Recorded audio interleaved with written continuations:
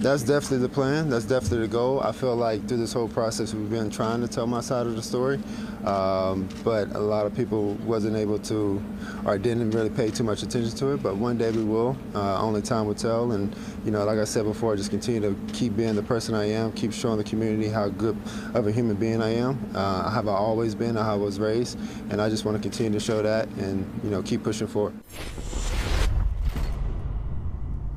Mike Smith. This story is confusing to me. I know we've talked about Deshaun Watson many times since we first heard about not just the trade, because remember, we started with the trade request. We started talking about Deshaun, and the focus was he wants to be traded because he felt like the Houston Texans disrespected him. They didn't come to him. Early They promised him that he would have some say like on the new general manager. They brought in Nick Caserio. He wasn't down with it. He wanted out. Oh, my gosh. And then we heard about the first 20 massage therapists. And then there were a few more. And then after the reporting in the New York Times, that number rose. It almost doubled. Okay. Deshaun Watson, this is why I'm confused. Deshaun Watson said initially, I've never disrespected a woman. He said that at the first Cleveland press conference. Never disrespected a woman, have no regrets. I maybe regret over how some people have been triggered by my story, but I have no regrets over things that I've done. By the way, that word, he gets let me interject real quick, and then back to you. Using the word triggered is triggering. Don't use the word trigger, but go ahead. Yes. Perfect. Perfect interjection. So he gets the 6-game suspension from Judge Sue L. Robinson, the arbitrator, gives him a 6-game suspension. And at that point, when it goes back to Roger Goodell, and Goodell can pick who's going to deal with this appeal, then Deshaun Watson goes on local TV in Cleveland and says he apologized. It's the first apology publicly. After the 11-game suspension agreed to by the NFL and NFLPA, he has a statement, and then immediately, Mike, within a couple of hours, contradicts his statement and says, I stand on my innocence. Yeah. But he apologizes again for triggering people, but doesn't apologize for any action that he did. And hey, he's going to tell his side of the story. Look, I'm so done. I'm so done with the Cleveland Browns. I actively root against the Cleveland Browns, the team that plays 30 miles away from my hometown. I'm rooting against you. I root against them. And Deshaun Watson, clearly I'm rooting against Deshaun Watson, but I just don't, I've just lost any kind of respect that I have for him. I don't want to hear his side of the story because I've heard like 4 or 5 different versions from him already. Any story I get from Deshaun Watson, I'm not going to believe. I just don't believe him because he's all over the place. And I think what he's doing, from my interpretation, Mike, I see someone who is just saying things out of convenience. So it was not convenient for him to say that he did anything wrong when he first got to Cleveland, so he didn't say it. When Judge Robinson said, hey, part of the 6-game suspension was showing that I saw that Deshaun showed no remorse, then all of a sudden he's got remorse before the final suspension is handed down. He gets what he wants. True. He didn't want a full game. He didn't want to, relatively.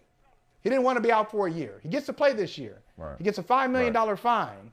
Right after that agreement is in place, now he comes out and goes back to the original script. Yeah. You're not alone in that sentiment. Yeah. You talk about things that you're done with. I've lost faith in the NFL to get it right when it comes to player discipline. Because the NFL. So we talked about how the sausage is made. We talked about the process. It's like, okay, they got this independent arbitrator, Judge Sue L. Robinson. This is what they negotiated with the NFLPA, and this is the first test of this new system. And would Roger Goodell and the NFL appeal the ruling of the arbitrator back to the NFL, to Roger Goodell or his hand-picked designee, in this case, Peter Harvey. Sure enough, the NFL said, damn that, 6 games? Hell no.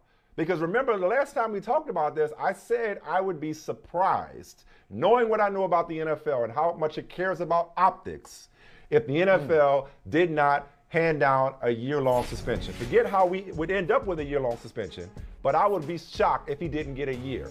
Sure enough, what'd you hear? The NFL wants a year suspension. And you and I both know the NFL would have gotten a year suspension from Peter Harvey.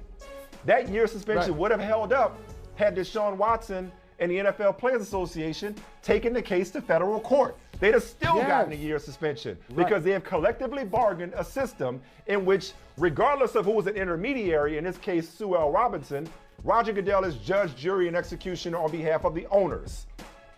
And Mike, now, and by the way, owners. and let me interject real quick, then kick it back to you. That was reinforced. We were just talking about Tom Brady.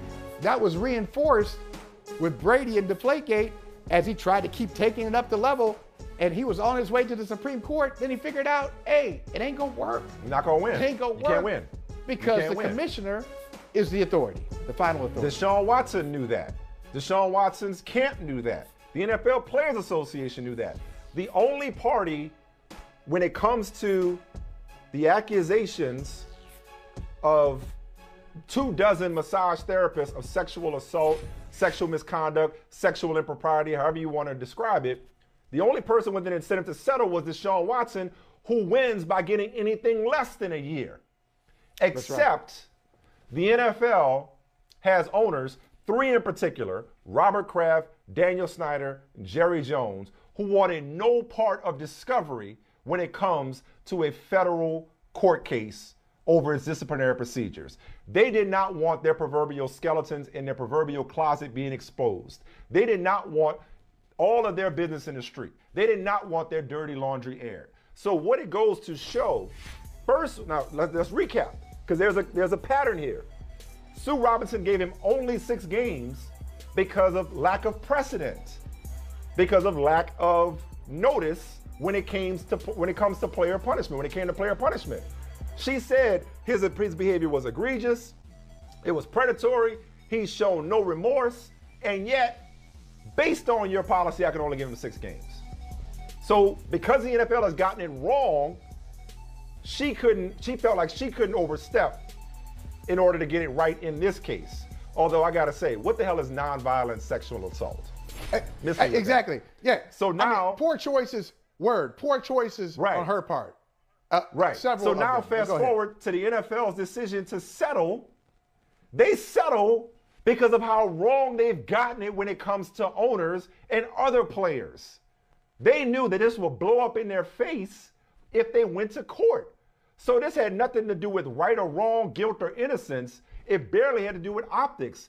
It had to do with that word you just used a second ago, convenience. The NFL conveniently stopped caring about sexual assault when it was like, wait a second, if we go to court, this may not be good for us. So is this proverbial juice worth the squeeze? And if they really cared about sexual assault, the next release that they would come out with would say the following: it was in our best interest to conclude these proceedings and move forward and have Deshaun Watson begin his treatment, his counseling, and his 11-game suspension. The settlement we deemed was in everybody's best interest, just to try our best to move on, because there is clarity, but there is no closure here. For the record, that's what I'm saying. That's my words. But this is what they should have said. We settled on 11-game suspension and the biggest fine ever handed to a player in $5 million. On a move forward basis, sexual assault is punishable by a minimum of 1 year.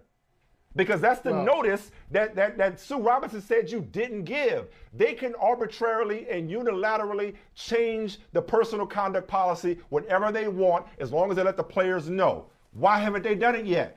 That's what they should have done. If you really want to save face, fine, you settle for 11 games, which is whack. Now tell us what the punishment is moving forward. On a move forward basis, it's a year. There's still work to be done here, but they did not want somebody working to uncover their dirty laundry. And that just goes to show you how many skeletons are in the NFL's closet that they would accept the brushback from an 11-game settlement and a $5 million fine instead of going all the way and getting the year that they claim they wanted? Well, listen, I know they got skeletons. And you and I know, we know some skeletons, and there are probably some skeletons that we don't know among NFL ownership. But you use the word whack. I'll tell you, Sue Robinson is whack, in my opinion. Why? Mm-hmm. Sue, you're there because they didn't get it right. They brought in Sue Robinson because of the mistakes that they've made in the past. So don't go back looking in the archives to see what they've done to make a current judgment. Of course they've gotten it wrong. That's why you're here, Sue. That's why we got an independent arbitrator. Because the NFL can't get it right on its own. And the scope of these accusations are also unprecedented. So yes, the discipline that they were asking for was unprecedented, but so is the scope of these allegations. So yeah, don't tell me about what they did before. Don't tell me about any other owner. You've got the ball now, and you've got the hammer. So if you see it, if you think that Deshaun Watson has displayed predatory behavior, if you think that he lacks contrition, remorse, whatever word you want to use, and you feel like the complaints against him are believable and credible, then you drop the hammer. Drop the hammer that you hold, or drop the, in this case, drop the gavel, judge, that you hold, and suspend them. But all she did was say a lot of tough words, put a lot of tough words together, and then it was weak. She gave him a week suspension, and then used the NFL's history to cover her weak judgment. Yeah. Whack. That's a great word. Weak. That kind of describes so many people and so many actions throughout this entire process. Weak. But I'm going to tell you something. This 11 games, we should put an asterisk next to this 11 games. Because if Deshaun Watson continues to be defiant and quote-unquote stand on his innocence, he ain't going to be back for that Houston game. He ain't going to be back for that Houston that homecoming, so to speak.